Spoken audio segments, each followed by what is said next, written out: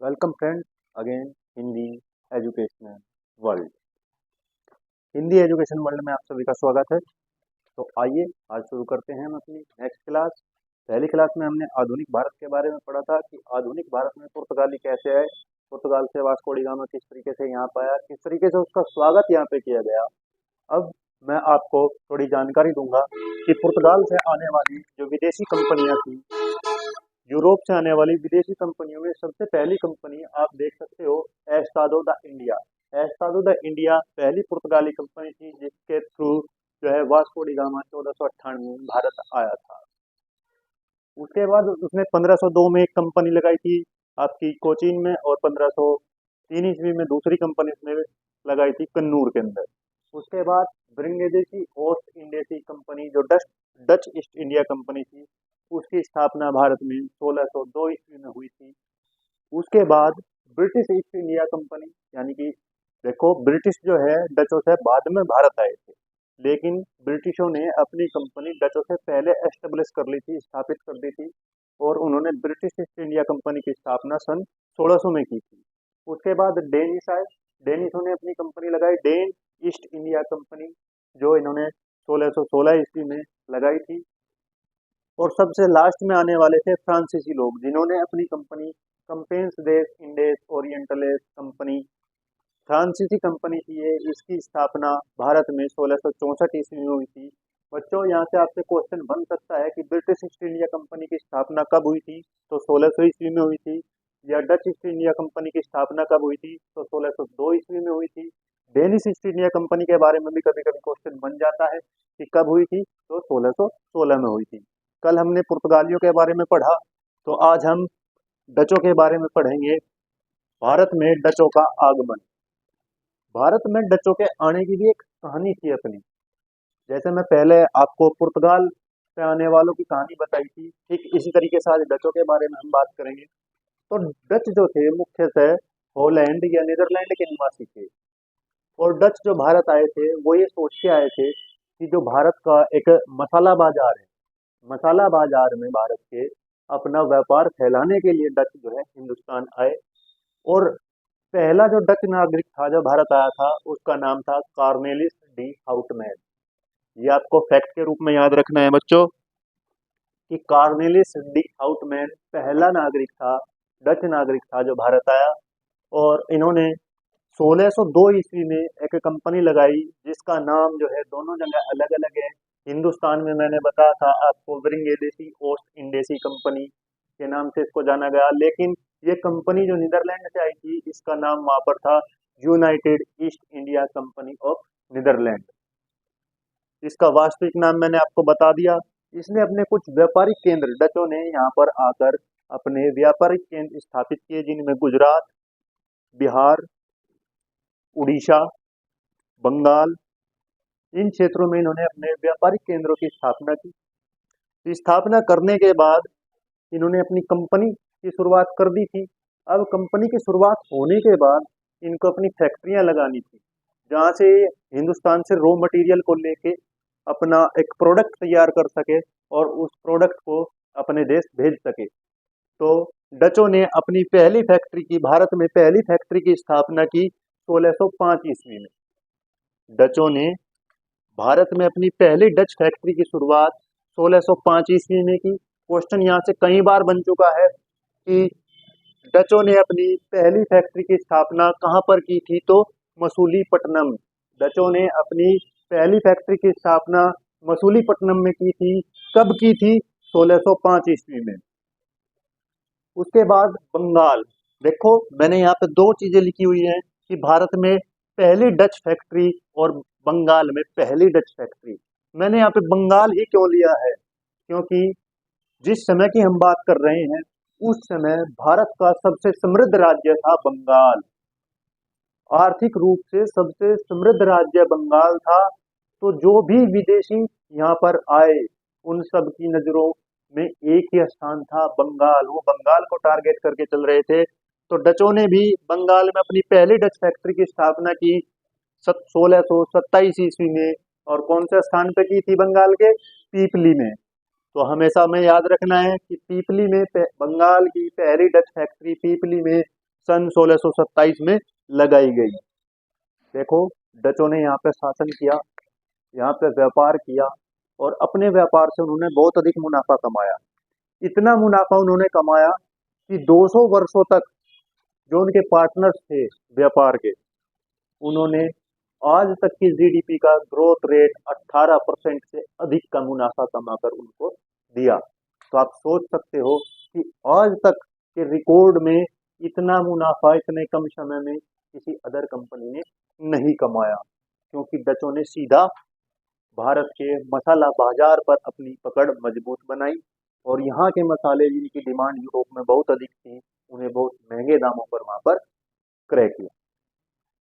तो आगे हम देखते हैं कि 1759 ईस्वी में, देखो 1600 में अंग्रेज यहाँ पर आ गए, ब्रिटिश यहाँ पर आ गए, ब्रिटिशों ने भी अपना शासन शुरू किया। अब ब्रिटिशों के और डचों के मध्य मतभेद होने शुरू हुए व्यापार को लेकर। ब्रिटिश चाहते थे कि व्यापार पर हमारा अधिकार अधिक हो और डच चाहते थे कि व्यापार पर हमारा अधिक अधिकार हो। तो दोनों के बीच में सन 1759 ईस्वी में एक बेदरा का युद्ध हुआ और बेदरा के युद्ध में अंग्रेजों ने डचों को हरा दिया। अंग्रेजों ने डचों को हरा दिया। डचों की हार होने से भारत से अंतिम रूप से डचों का पतन हो गया और 1769 ईस्वी में डच यहाँ से मूल रूप से खत्म हो गए। डचों का व्यापारिक केंद्र यहाँ से बंद हो गया और डच भारत से चले गए। ये हमने डचों के बारे में पढ़ा। अब मैं आपको कुछ फैक्ट्स कलेक्ट कराऊंगा, तो उन फैक्ट्स को बड़े ध्यान से समझना, बड़े ध्यान से देखना। पूरी की पूरी जो विदेशी यात्रा यहाँ पर हुई, जितने भी यूरोप से यहाँ पे आए, उन सब के बारे में फैक्ट मैं आपको बताने जा रहा हूँ।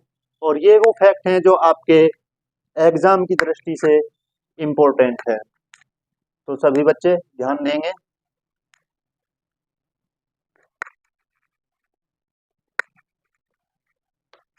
जैसे ही आप सभी को पता है, पहले नंबर पे आपका फैक्ट आएगा क्या? Vasco D gamma. Vasco D gamma. Vasco D gamma Bharat आने वाला पहला पुर्तगाली था, यानी कि पहला यूरोपीय नागरिक था।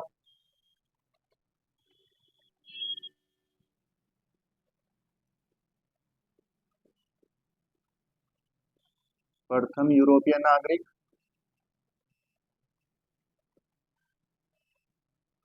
1498 ईस्वी में ये भारत पहुंचा। 1498 ईस्वी में ये भारत पहुंचा।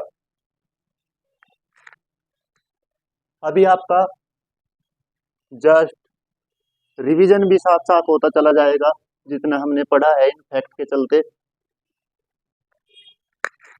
के चलते आपका सारा रिवीजन इसी क्लास में हो जाएगा। दूसरा व्यक्ति कौन आया था? मैंने बताया था अपनी पहली क्लास में कि दूसरा व्यक्ति कौन आया था। सेकंड पॉइंट आपका, दूसरा व्यक्ति भारत कौन आया? तो मैंने कैब्राल के बारे में बात की थी। पेड्रो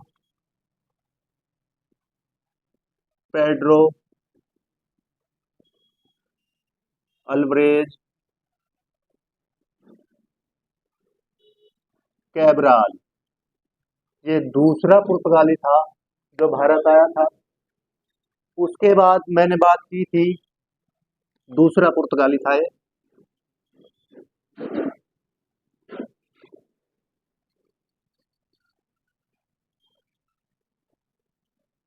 तीसरे पॉइंट में हम बात करेंगे अल्मेंडा के बारे में।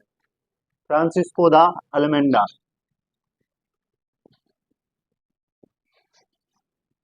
फ्रांसिस्को दा अल्मेंडा कौन था? फ्रांसिस्को दा अल्मेंडा प्रथम पुर्तगाली वायसराय।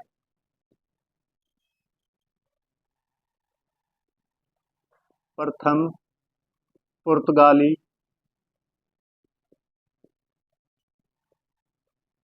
वायसराय। और इसने क्या किया था? नीले पानी की नीति पानी की नीति अपनाई थी। इसने नीले पानी की नीति अपनाई थी। अब हम बात करेंगे कि पहला ब्रिटिश कौन आया था। प्रथम ब्रिटिश नागरिक, प्रथम ब्रिटिश नागरिक कौन आया था? John Mildenhall. John मिल्डन hall.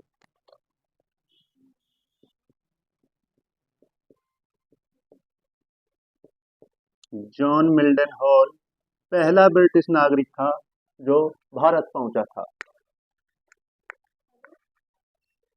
उसके बाद दूसरा ब्रिटिश आया, कैप्टन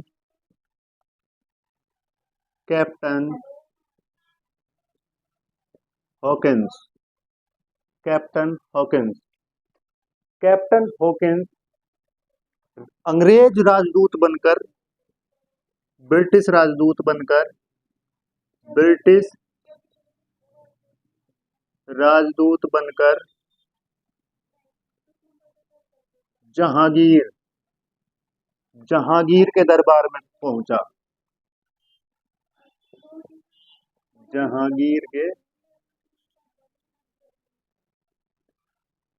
दरबार में, जहांगीर के दरबार में उपस्थित हुआ।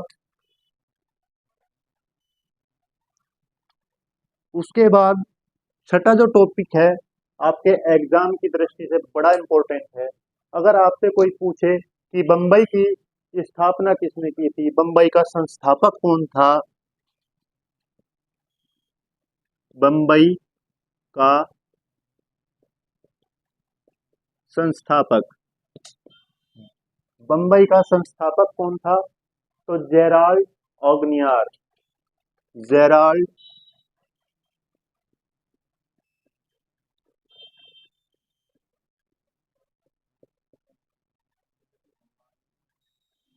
जेराल्ड ऑगनियार बंबई का संस्थापक था। जेराल्ड ऑगनियार बंबई का संस्थापक था। अगर हम कलकत्ता के संस्थापक की बात करें,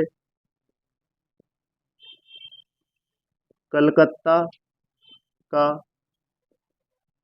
संस्थापक, यहाँ से भी आपके एग्जाम के लिए क्वेश्चन बन सकता है और कई बार बन भी चुका है। यूपी पुलिस में भी पूछा जा चुका है कि कलकत्ता की स्थापना किसने की थी या कलकत्ता का संस्थापक कौन था।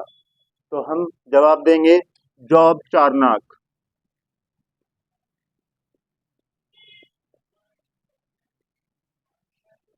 जॉब चार्नक। उसके बाद आपने सुना होगा कि कलकत्ता के अंदर फोर्ट विलियम कॉलेज है। फोर्ट विलियम एक किला, एक कॉलेज के रूप में जो बाद में फेमस हुआ। तो फोर्ट विलियम की स्थापना किसने की?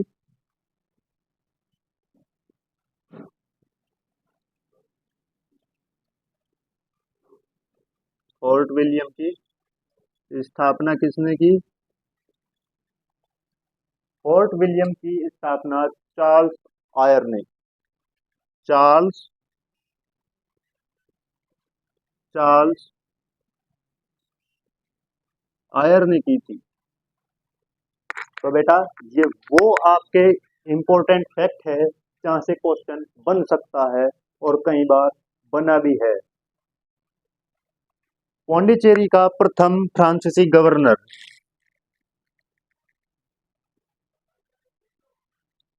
पौंडीचेरी का प्रथम फ्रांसीसी गवर्नर, पौंडीचेरी का प्रथम फ्रांसीसी गवर्नर कौन था? तो इसका नाम हम देंगे मार्टिन। मार्टिन। मार्टिन पहला फ्रांसीसी गवर्नर बनकर पौंडीचेरी पहुंचा था। ठीक है गाइज, तो ये आपके वो फैक्ट हैं जिन फैक्ट को आप अपने एग्जाम की दृष्टि से प्रिपेयर करेंगे और ये फैक्ट आपकी एग्जाम में काफी मदद करने वाले होंगे। ठीक है। इसके बाद हम देखेंगे भारत में अंग्रेज किस तरीके से आए। अंग्रेजों का भारत आगमन। अंग्रेजों का भारत आगमन।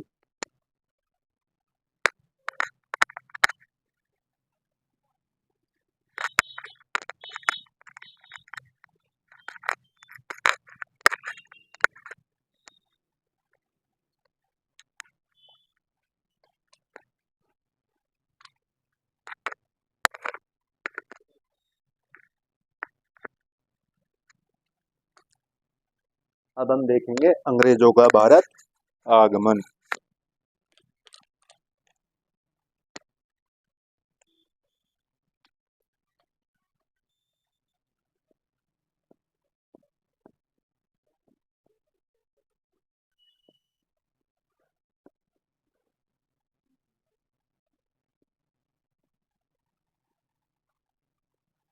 अंग्रेजों का भारत आगमन।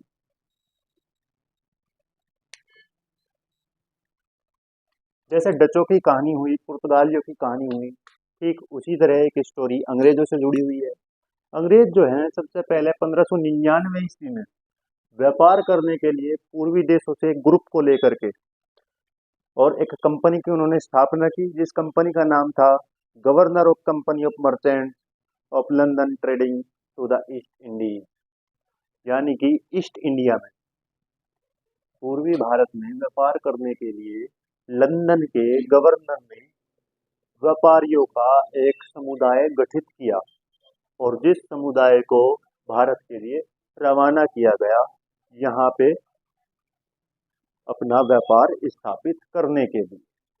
उस समय इंग्लैंड की महारानी एलिजाबेथ प्रथम थी। कौन थी? एलिजाबेथ प्रथम।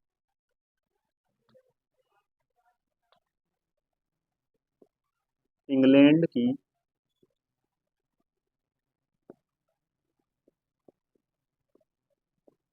महारानी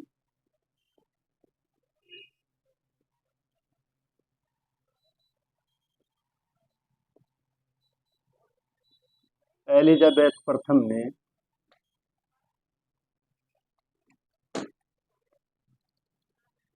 31 दिसंबर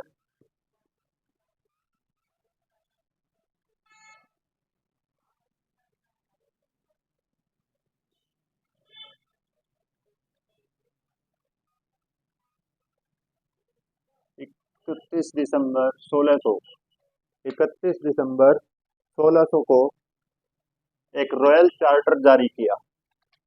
एक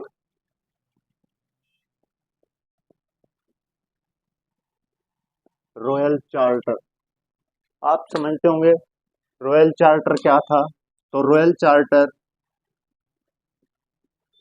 चार्टर बोलते थे आदेश को, रॉयल राजसी, एक राजसी आदेश जारी किया। किसने किया? एलिजाबेथ प्रथम ने। और इसमें कंपनी को 15 वर्षों के लिए रॉयल चार्टर जारी किया,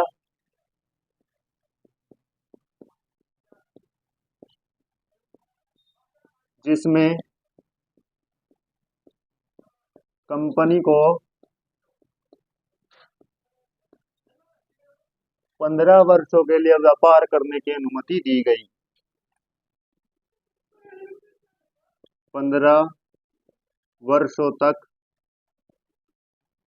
व्यापार की अनुमति।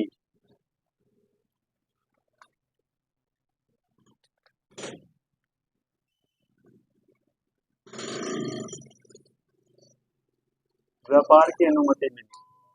अब अंग्रेजों को जो है भारत में व्यापार करने की अनुमति तत्कालीन महारानी एलिजाबेथ प्रथम से मिल गई, जिसके बाद अंग्रेज यहाँ पर पहुंचे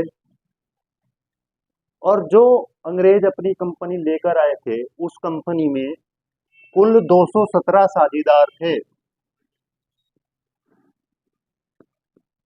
east India, British east India,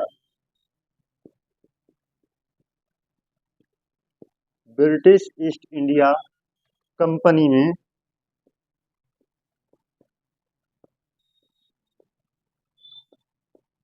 कुल 217 पार्टनर साझीदार थे।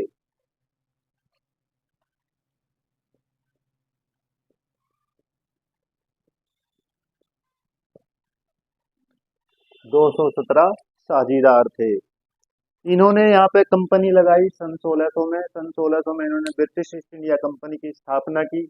उसके बाद इन्होंने जहांगीर से 1613 ईस्वी में जहांगीर से एक स्थायी कारखाना स्थापित करने की अनुमति ली। जहांगीर से 1613 ईस्वी में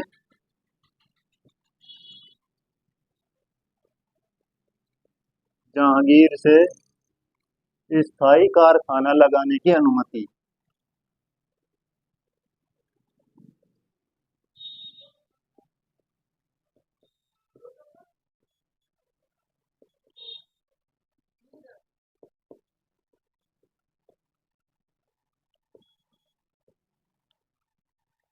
अब अंग्रेजों को स्थायी कारखाना लगाने की अनुमति मिल गई, जिससे वो यहाँ के रॉ मटेरियल को, कच्चे माल को अपने नए नए प्रोडक्टों में चेंज करके और उन्होंने अपना बिजनेस एस्टेब्लिश करना शुरू कर दिया।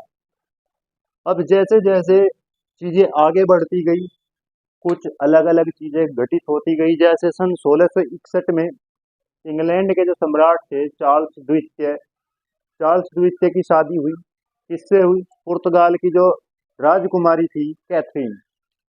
चार्ल्स द्वितीय की शादी जब पुर्तगाल की राजकुमारी कैथरीन के साथ हुई, तो पुर्तगाल ने बम्बई को, पूरे बम्बई शहर को दहेज के रूप में जो है चार्ल्स द्वितीय को दे दिया। चार्ल्स द्वितीय को दे दिया। ठीक है। उसके बाद एक इम्पोर्टेंट फैक्ट आ जाता है। इम्पोर्टेंट फैक्ट और आज का आपका अंतिम fact, Fort Saint George. Fort Saint George की स्थापना कब हुई? फोर्ट सेंट जॉर्ज की स्थापना कब हुई? तो इसका आंसर होगा 1637 ईस्वी में। 1637 ईस्वी में। तो बच्चों, आज हमने डचों का आगमन भारत में देखा, कंपनियां देखी और कुछ इंपॉर्टेंट फैक्ट डिस्कस किए जहां से क्वेश्चन बन सकता है।